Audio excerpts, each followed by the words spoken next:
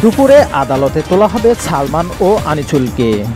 গ্রেপ্তার হওয়া সদ্য সাবেক প্রধানমন্ত্রীর বেসরকারি শিল্প ও বিনিয়োগ বিষয়ক উপদেষ্টা সালমান এফ রহমান ও সাবেক আইনমন্ত্রী আনিসুল হককে আদালতে তোলা হবে আজই বুধবার 14 আগস্ট দুপুর 12টার দিকে তাদের আদালতে নেওয়ার কথা।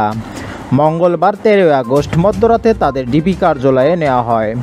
এর আগে বিকেলে ঢাকা মহানগর police DMP commissioner Mohammad Mainul Hasan সংবাদ মাধ্যমকে বলেন, গোপন তথ্যের ভিত্তিতে নৌপথে পালানোর সময় সালমান এফ রহমান ও সাবেক আইনমন্ত্রী আনিসুল হককে গ্রেপ্তার করে কোস্টগার্ড। এরপর তারা দুজনকে পুলিশের হাতে তুলে দেয়। পরবর্তীতে পুলিশ তাদের ডিবির হাতে তুলে দেয়। পুলিশ সূত্রে জানা গেছে, কোটা সংস্কারের দাবিতে বৈষম্য বিরোধী ছাত্র আন্দোলনের কর্মসূচি চলাকালে 16 জুলাই ঢাকা কলেজের সামনে সংঘর্ষে দুজন নিহত হন।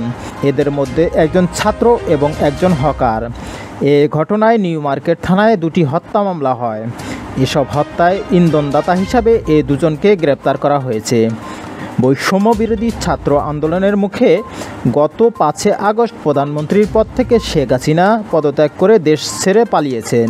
এর পরপরই সরকারের অনেক মন্ত্রী ও এমপি গা ঢাকা দেন। কেউ কেউ আবার এর আগেই দেশ ত্যাগ করেন।